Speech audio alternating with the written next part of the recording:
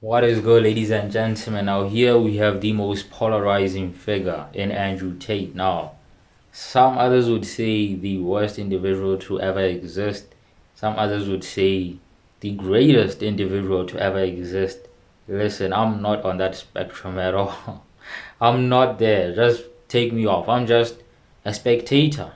Okay, anything I see, I'll comment on it, and yeah, but I'm really neutral on Andrew Tate. So let's see what he's saying.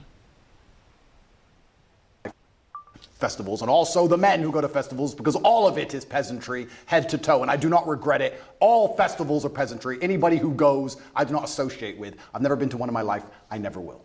So you've never been to one. How do you know what they're like? I can see enough. I've seen the sweaty bodies bumping into each never other, been to high on ketamine, pretending that the song they heard on the radio at home is now more fantastic because they're listening to it from a loudspeaker. I get it, but just it's embarrassing. But to be clear, you've never been to one. Correct. Okay. My infinite brain that understands vaccines perfectly we've also established understands. we have established your brain is unique. Correct. You tweet. Piers Morgan is like, I made a mistake. Why am I here? Yeah, Piers Morgan, it is what it is. You are here, buddy. So here, Andrew Tate is talking about basically like festivals and attending them and going to these, things. I'm not a big fan of it as well. Because you're basically listening to the same music you've been listening to in the car by yourself on your headphones, which is, good enough sound quality. So clearly you are there for the socialization part, which are you really socializing that much? Can you really meet new people at like such events? I don't know. It makes sense if you like have a group of friends and you're going there. I can see the fun in it. But if you like don't have any friends to go with, I can see how it's a waste of time as well. So on this opinion, I'm neutral as well. So let's find maybe an opinion that I'm not so neutral on. 18-year-old girl with no legs begging to die. Yeah. She was begging to die saying, I have no future because my parents are gone or my legs are gone. It's I have no horrific. future. No, but you say that, right? You talk about numbers and statistics and you say a few people got caught. You don't think of Gazans and you don't think of as Muslims and Palestinians as individual people. Oh yes, I do. No, you don't. Because oh, I if do. you did, if you did, you would not be happy with what's happening. Don't you dare here. say that about me. Well, okay, then don't group them together in numbers. No, they're not numbers. They're I've spoken people. for many years about the plight of the Palestinian people. I think it's outrageous that Israel has any control over their ability to function with water, with fuel, with other energy, and so on, and food and so on. That's interesting. It so is wrong. if you were in Gaza as a Ghazean male of masculine fighting age and you believed the things you currently believe, what would you do about it? I'm just asking. You know what? Nothing justifies the terrorism we saw I never in said you'd be a 70s. terrorist. I'm asking what you do. No. I understand why people in Palestine feel oppressed. I understand why they want freedom. I understand why they want the same rights as the people in Israel. Then here's a perfect... On that we agree. Absolutely, but nothing justifies what happened in October. Well, here's where we disagree, Piers, because as a professional, when we both agree on the point that the people inside of Gaza are being oppressed and that their life is being detrimented and that they have no way of getting out, we, as a professional... And I do agree with that. I understand pressure cookers explode. You're pretending they shouldn't. You're saying that they should never explode. Nothing bad should ever happen. Saying nothing justifies terrorism. We should just be allowed to subjugate them for endless years and nothing happens. And I'm a realist to understand that pressure cookers explode. No, you're not. And that's what happened. No, you're not. We need a solution to the problem. Okay, I'll be honest with you guys. Of this 1 minute clip, I don't know the eventual resolve of it. They're not really listening to one another, always interrupting each other, right? When a person is trying to make a point and you interrupt them, it's like, bro, can I talk for a minute? Okay.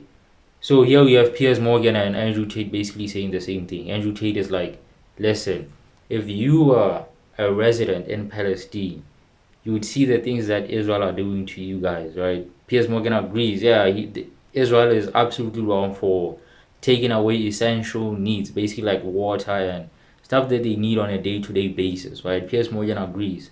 And Andrew Tate is taking the stance of, yeah, you can see that. So what would you do if it was you? What if you were at an age where you could, fight and you really would like try to take back control of the situation and no longer be like like oppressed in a sense of like you don't have essential needs and stuff like that. And Piers Morgan is like, listen, I absolutely agree with you, okay, but here's the thing, it still doesn't justify what they do.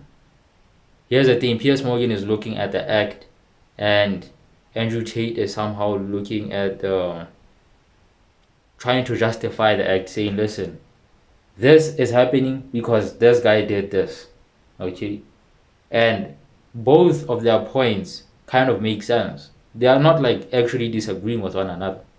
Andrew Tate is being like, okay, listen, here's why it happens, and Piers Morgan is like, I understand why it happens, but still, because it happened, it's still not right. He's not saying Israel. He's saying Israel is wrong as well, but he's saying Palestine is wrong as well to act the way that they do, right? When somebody, parent is maybe, let's say, life is taken away, their life is taken away, and the son or the daughter feels like they should take back take back revenge, basically, because now the child has this insane amount of trauma and they want to get back, basically. Does it justify the act?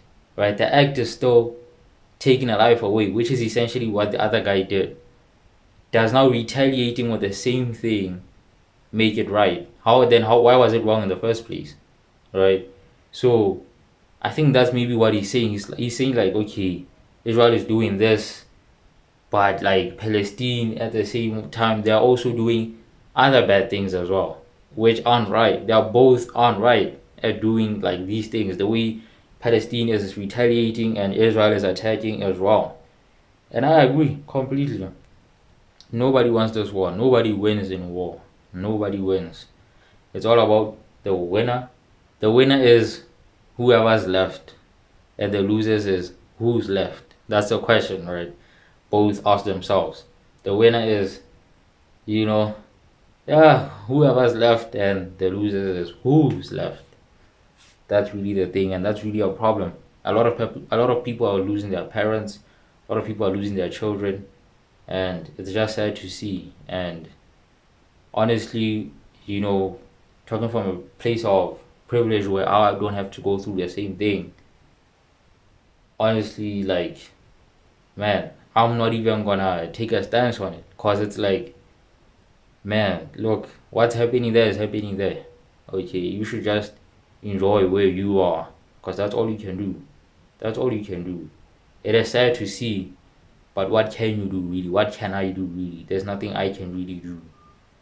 It's just gonna have to resolve itself, and somehow a solution will be made, and everybody will hopefully be at peace one day. But yeah, that's it for me, your boy. Shoni, that's it. I'll see you on the next one. Peace. I am out.